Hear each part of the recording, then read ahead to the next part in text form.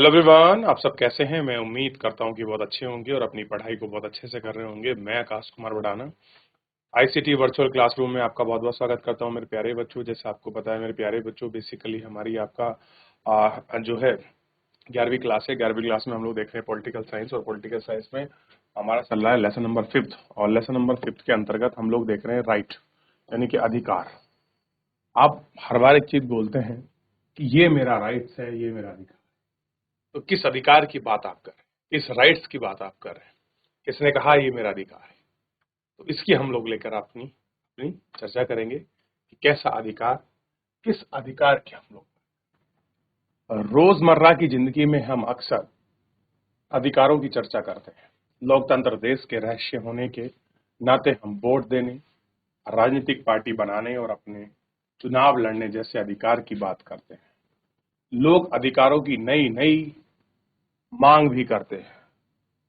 आमतौर पर नागरिक और राजनीतिक अधिकार के अलावा सूचना के अधिकार, स्वच्छ वायु और अधिकार के साथ सुरक्षित पेयजल के अधिकार के दावे भी जताए जाते हैं। हम राजनीतिक और सार्वजनिक जीवन से जुड़े अधिकारों का दावा करते हैं, वहीं हम सामाजिक और वयस्क संबंधों के अधिकार की भाषा का प्रयोग करते हैं। मसलन हम अपना करियर चुनने, देश के बोरे कटोरे घूमने के अधिकार की बात करते हैं, और न ही हम वयस्क मनुष्य के, बल्कि बच्चों, गर्भाशय भ्रूण और पशुओं के लिए भी अधिकार का दावा करते हैं। इस प्रकार विभिन्न लोग विविध तरीके के अधिकार की अवधारणा प्रस्तुत करते हैं। इस अध्याय में हम इस अवधारणा के जुड़े सवाल की पड़ताल करेंगे। क्या करेंगे कि विविध अधिकार की अवधारणा को जो पुरस्कार है, उसके जो अधिकार हैं, उन सब की हम लोग आपकी चर्चा करेंगे। हम अधिकारों की बात करते हैं तो हमारा आशय क्या है? हम अधिकारों के दावों की बात करते हैं। अधिकारों का किन उद्देश्य से पूर्ति होती है और इन्हें कितने महत्वपूर्ण और क्यों, इन सब में हम आपको देखते हैं। अधिकार क्या है? अधिकार मूल रूप से हकदारी अथवा ऐसा दावा है जिसका औचित्य सिद्ध हो। यह बताता है कि नागरिक, व्यक्ति और मनुष्य होने के नाते हम किसके हकदार हैं। ये ऐसी चीजें हैं जिनका हम अपना प्राक्षेप्य समझते हैं, ऐसी चीजें जिसमें से समाज ऐसे वैध दावे के रूप में स्वीकार के अनुमोदन कार्य कैसे हैं, ऐसे और वैध दावे हैं। इसका मतलब यह नहीं है कि हर चीज जिसे जरूरी और वांछनीय समझें वो अधिकार है। मेरी इच्छा हो सकती है कि मैं स्कूल के लिए एक निर्धारक पोशाक की बजाय अपनी पसंद के कपड़े पहनूं। मैं देर रात तक घर से बाहर रहना चाह सकता हूं, लेकिन इसका मतलब यह नहीं है कि मुझे स्कूल के लिए अपनी इच्छा के जो चाह लूं वो पहनूं अथवा चाहूं घर लौटूं का अधिकार। मैं जो चाहता हूं उसके लिए मैं स्वयं हकदार समझता हूं, तथा जिनका बतौर अधिकार उल्लेख किया जा सकता है और उनके बीच क्या फर्क है। आप देखते हैं कि आप बात करते हैं कि ये मेरा राइट्स है, मैं कहीं खड़े होकर स्पीच दे सकता हूं, मैं कुछ काम कर सकता हूं, मैं कहीं घूमने जा सकता हूं, मैं कुछ भी खा सकता हूं। मेरा मन कर रहा है कि आज मैं अकेला बैठ के मौन रहूं, मैं किसी जंगल में बैठकर मेडिटेशन करूं, तो ये मेरा राइट्स है। कोई, मैं चाहूं कि मैं बुक पढूं तो कोई उसको छीन नहीं सकता। क्या है? कोई उसको छीन नहीं सकता। ये बात इसमें रखी गई है, और ये अधिकार है। अधिकार उन बातों का द्योतक है, और मैं अन्य लोगों को सम्मान और गरिमा, जीवन बसने के लिए महत्वपूर्ण और आवश्यकता समझता हूं। उदाहरण के लिए आजीविका का उदाहरण सम्मानजनक जीवन जीने के लिए जरूरी है। ऐसा है, सम्मानजनक जीवन जीने के लिए जरूरी है। लाभ का रोजगार में नियोजित होने वाले व्यक्ति को आर्थिक स्वतंत्रता देता है, इसलिए हम गरिमा के लिए प्रमुख हैं। बुनियादी जरूरतों को पूरित हमें प्रतिभा और रुचि की प्रवृत्ति होने की प्रदान करते हैं। हम स्वतंत्र अभिव्यक्ति के अधिकार का उल्लेख ले सकते हैं। कैसे हैं? स्वतंत्र अभिव्यक्ति के अधिकार का उल्लेख। यह अधिकार सृजनात्मक और मौलिक होने का दावा देता है, चाहे यह लेखन क्षेत्र का हो अथवा नृत्य, संगीत और किसी अन्य रचनात्मक क्रियाकलाप। लेकिन अभिव्यक्ति की स्वतंत्रता लोकतांत्रिक सरकार के लिए भी महत्वपूर्ण है, क्योंकि यह विश्व और मतों में स्वतंत्र अभिव्यक्ति की अनुमति देती है।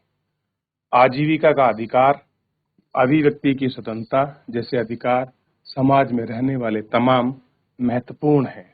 इसी वजह से उनकी प्रवृत्ति और विश्वास कही जाती।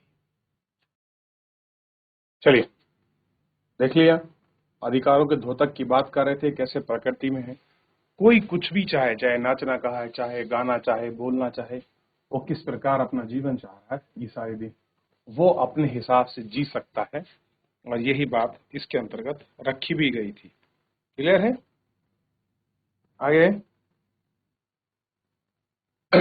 अधिकारों की दावेदारी की दूसरा अधिकार यह है ताकि वे हमारी बेहतरी के लिए आवश्यक है, लोगों को दक्षता और प्रतिभा विकसित करने में सहयोग देते हैं। उदाहरण, शिक्षा का अधिकार हमारी तर्क शक्ति विकसित करने में मदद करता है, उपयोगी कौशल प्रदान करता है, जीवन में सूझबूझ के साथ चयन करने में सक्षम बनाता है। व्यक्ति के कल्याण के लिए इस हद तक शिक्षा अनिवार्य समझी जाती है, उसे सार्वभौमिक मताधिकार बनाया गया। बहरहाल अगर कोई क्रियाकलाप हम स्वास्थ्य और कल्याण के लिए नुकसानदेह है तो अधिकार नहीं माना जाता।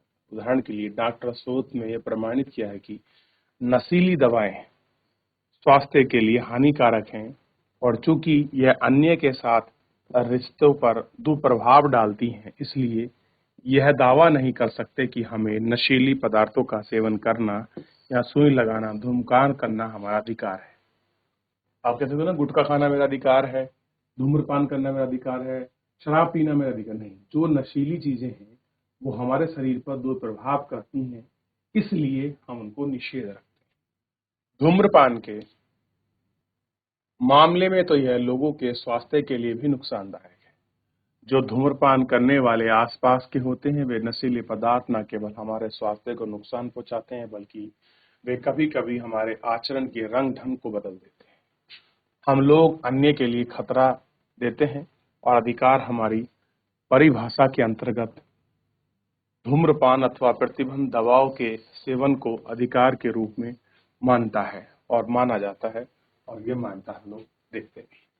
अधिकार कहाँ से आते हैं, भाई इसको हम बाद में पढ़ेंगे, तो आपको पता लगा कि आखिर में क्या है, अधिकार किस समझ आ रहा है, नशीली दवाओं का क्यों मना किया जाता है, कि ये क्या है, स्वास्थ्य और कल्याण के लिए कैसे हैं, नुकसानदेह है। अब देखिए, अब बात कर रहे थे अधिकारों की। किसे अधिकार, कि अधिकार कहां से आते हैं। अब इनके पीछे एक राजनीतिक स्थिति है कि पहले मैग्ना कार्टा बना, यूएस में आए, वो तो हिस्ट्री के पॉइंट ऑफ व्यू से। अच्छा, मैं एक चीज पूछता हूँ, क्या कुछ अधिकार हमारे प्राकृतिक हो सकते हैं, या कुछ अधिकार हमारे जीवन जात हो सकते हैं? भाई अगर मैं जन्म में पैदा हुआ हूं तो मेरे कुछ राइट्स हैं, या जो बच्चा माँ के गर्भ में उसके कुछ राइट्स हैं, उन्हीं राइट्स को हम लोग प्राकृतिक अधिकार कहते हैं। क्या कहते हैं? प्राकृतिक अधिकार। तो ऐसी अवधारणा हमारे 17वीं और 18वीं शताब्दी यानी 1700 और 1800 के आसपास पनपी और देखी गई, और जिन्हीं के तहत हमने उन अधिकारों को प्रकृति के अधिकार या प्रदत्त अधिकार कहा, जो हमें जन्म से प्राप्त होते हैं, जिन्हें को छीना नहीं जा सकता। क्लियर है? तो वो अधिकार जो हमें प्रकृति ने दिए हैं, जो नेचर ने दिए हैं, जो ईश्वर पर प्रदत्त है, उन्हीं को हम प्राकृतिक अधिकार या ईश्वर प्रदत्त अधिकार भी कहा जाता है। कुछ अधिकार हमारी गवर्नमेंट ने दिए हैं। कितने दिए? कुछ अधिकार हमारी सरकार, यानी कि मेरा यहाँ सरकार का मतलब संविधान से है, हमारे संविधान ने दिए हैं। आप अच्छी तरह से आप मूल अधिकार को पढ़िए। क्लियर है? आपको पूरे मूल अधिकार समझ आएंगे। आप आर्टिकल 12 उठाइए, 13 उठाइए, 14, 15, 16, 17, 18, 19, 20, 21, 22, 23 और आर्टिकल 32 तक आप पढ़िए, तो आपको पॉलिटिकल राइट्स आपको दिखाई देंगे। उसमें समानता बात की गई है, राजनीतिक समानता, आर्थिक समानता और सामाजिक समानता की बात की गई है। क्लियर है? तो इन सब चीजों पर हम लोग कल आपका विस्तृत से आपकी चर्चा करेंगे। फिलहाल समय समाप्त हो रहा है, और मेरे प्यारे बच्चों, आज के इस लेक्चर में इतना ही। मिलेंगे नेक्स्ट लेक्चर में। धन्यवाद।